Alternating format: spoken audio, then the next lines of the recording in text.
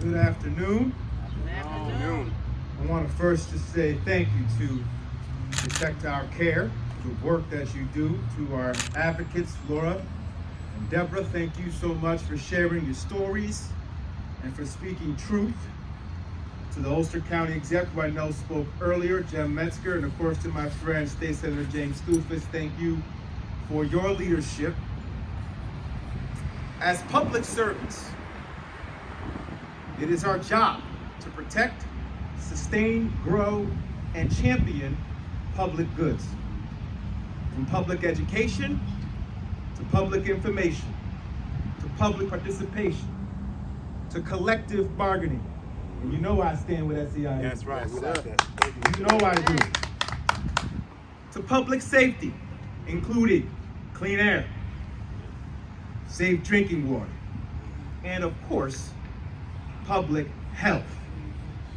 It says in the preamble of our Constitution that we formed this government to promote the general welfare, to promote public goods, not to promote the accumulation of and concentration of wealth and power.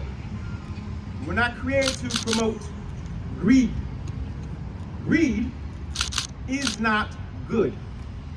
And any individual that calls himself a public servant, while at the same time working to keep your children from learning the truth, or make it more difficult for you to vote, or is trying to undermine your ability to collectively bargain, or supports big pharma at the expense of your health and well-being, is lying to you when they call themselves a public servant.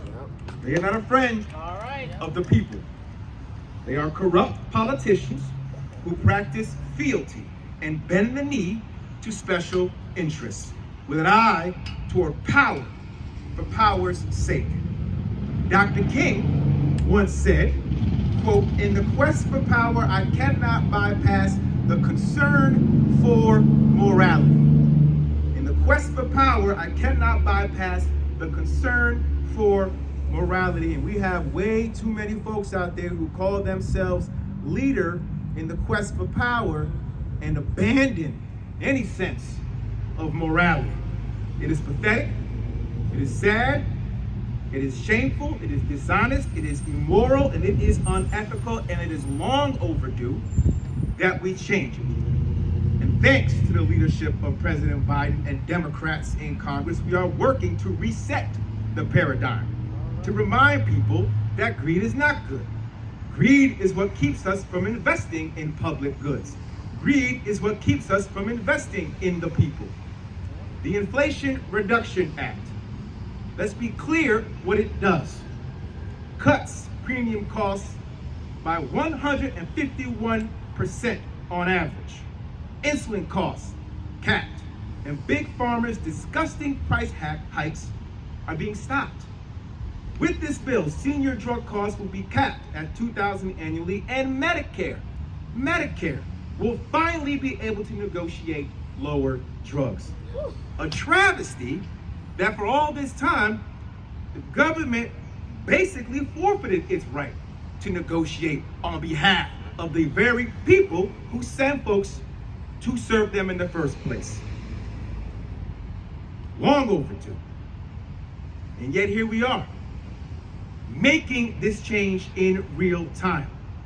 Democrats are doing the work of reining in big pharma's greed and stopping seniors from getting ripped off and exploited. We are working for the people. And you want to know something that I find incredibly alarming? Big Pharma is right now suing in court to take away Medicare power to negotiate.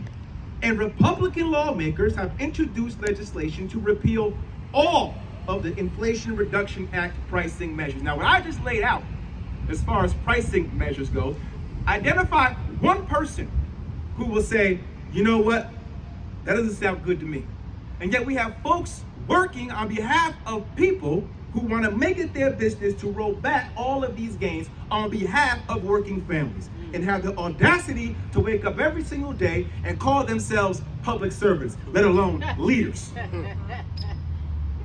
To be clear, for my New Yorkers here, the Inflation Reduction Act ensures no New Yorker with incomes at or below 150% of the federal poverty line buying their coverage on the marketplace pays a premium. Thanks to the Inflation Reduction Act, roughly 65% of rural Americans have access to $0 premium health coverage, and more than 76% are able to find a plan for less than $50 a month. And this is what they want to roll back. This is what they want to reverse. Here in New York, we will continue to build on the work of the Inflation Reduction Act. This year's budget invested $20 billion, in the state's healthcare system, including $2 billion to finance infrastructure improvements, hospitals, nursing homes, ambulatory care centers, and community-based centers.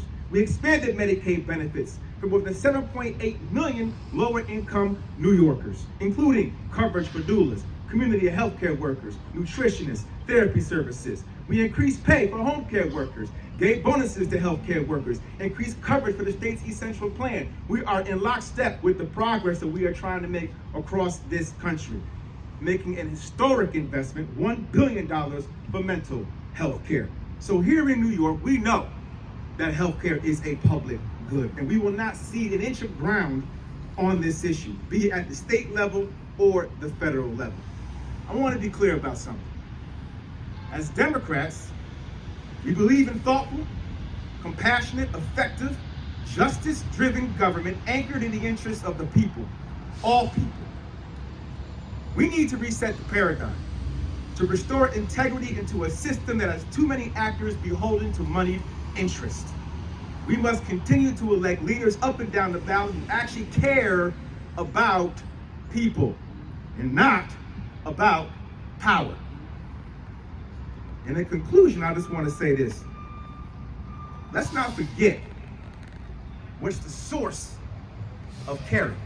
What is it that makes us care in the first place? It's because we love each other. That's why we care. We love each other.